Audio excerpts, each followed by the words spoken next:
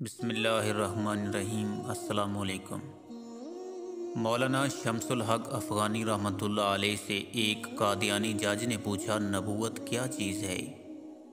افغانی رحمۃ اللہ علیہ فرمانے لگے، نبوت اعلیٰ منصب ہے، اللہ پاک جسے چاہے اسے دیتا ہے۔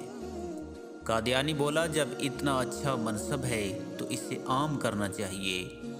مولانا شمس الحق افغانی رحمۃ اللہ علیہ نے 100 روپے کا نوٹ نکال کر فرمایا، یہ نوٹ کیسا ہے؟ اسی زمانے میں 100 روپے کا نوٹ بڑا نوٹ تھا۔ قادیانی بولا، یہ تو اعلیٰ چیز ہے۔ تو مولانا صاحب نے فرمایا، جب اتنی اعلیٰ چیز ہے تو اسے عام کرنا چاہیے۔ ایک مہر میں اپنی طرف سے بناؤں گا اور جعلی نوٹ تیار کر کے عام کرتا رہوں گا۔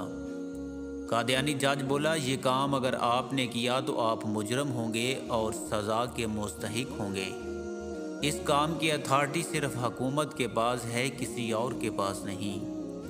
مولانا شمس الحق افغانی رحمۃ اللہ علیہ نے فرمایا، ٹھیک ہے، اب یہ سمجھو کہ نبوت اگرچہ اعلیٰ منصب ہے مگر اس کی اتھارٹی صرف اللہ تعالیٰ کے پاس ہے، جس کو وہ چاہے نبی بنا دیتا ہے۔